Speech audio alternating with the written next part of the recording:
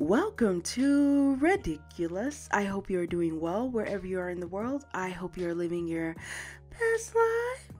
r/surviving infidelity.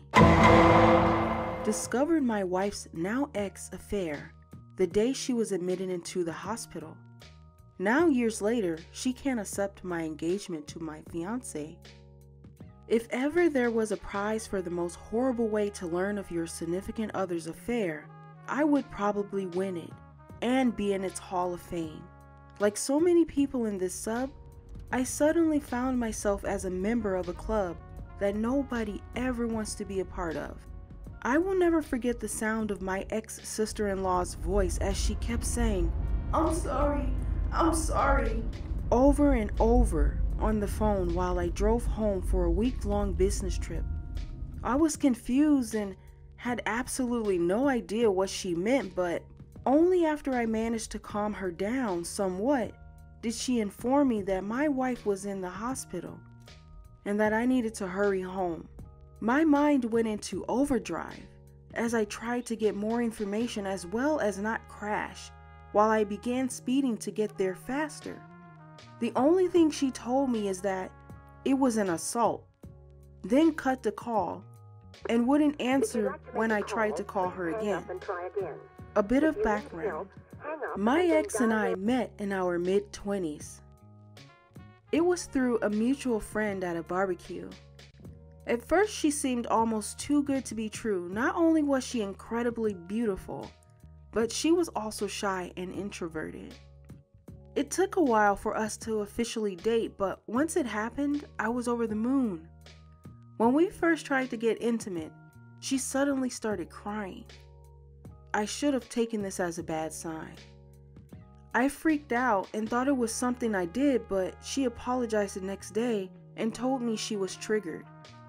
As it turns out, 2 years before meeting me, she was in a long-term relationship.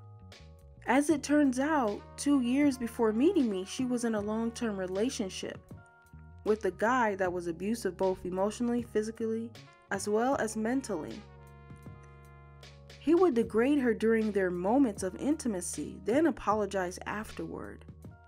She had a flashback but reassured me it had nothing to do with me, so we took things slow, as she was still in therapy.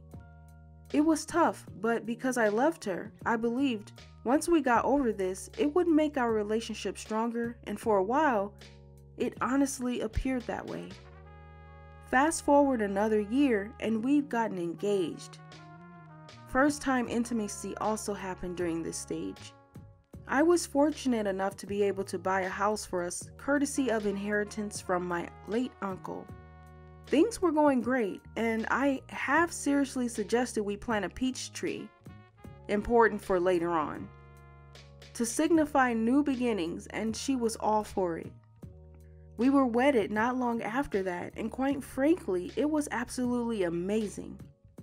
Of course, we had our normal ups and downs like every married couple, but I considered us more lucky because she always made it a point to never go to bed upset with each other, and she would always point out gently if I did anything to upset her. Sometime later, life basically happened, and I was promoted at my job. It meant more pay, but it also meant I would be traveling more for work conferences and business meetings.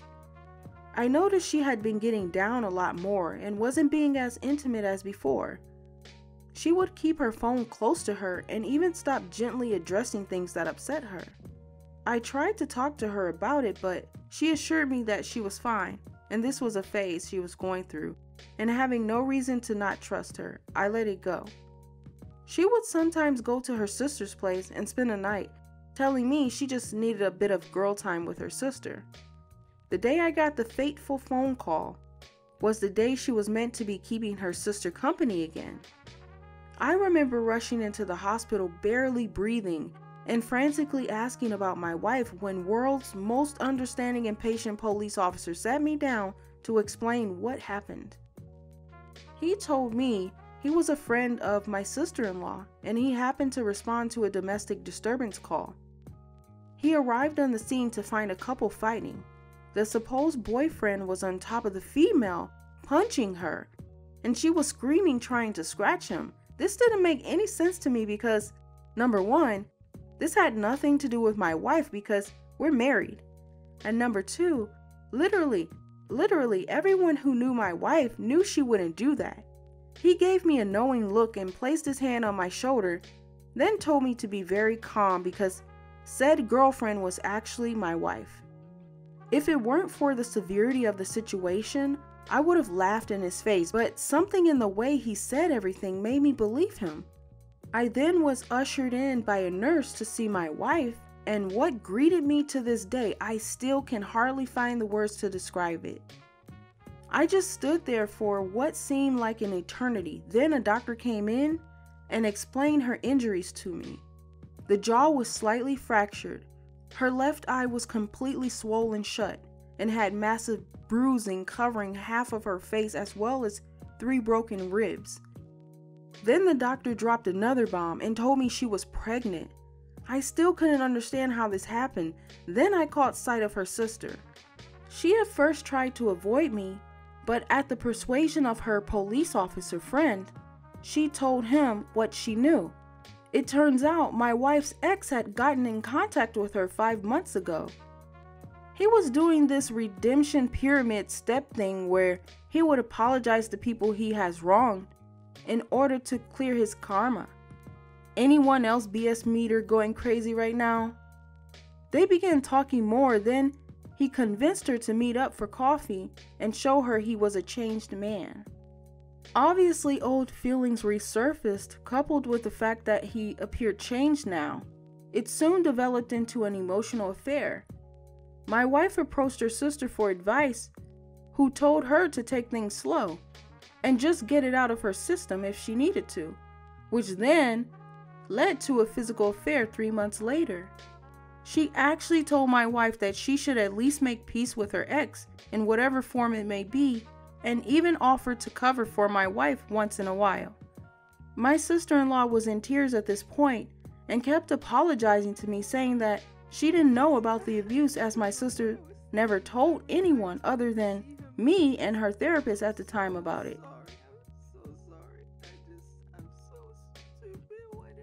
I was numb. I just couldn't feel anything and was absolutely dumbfounded by my wife's actions. When my wife finally woke up, I was there and she burst into tears seeing me. I spent the following months in zombie flight mode. There was individual counseling for her as well as marriage counseling for us at the strong urging of her family. In counseling, she was surprisingly forthcoming about how it happened and how she absolutely hated herself for causing me pain.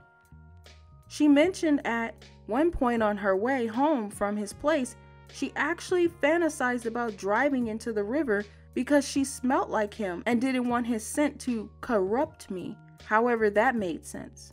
She said she tried to end it but was too weak, and only after learning that she was pregnant that it actually woke her up and made her realize that any further contact with this man was toxic to not only her but the unborn child as well, hence went to end things in person for good when he snapped on her. She became a shell of herself and developed a phobia for any other males but me.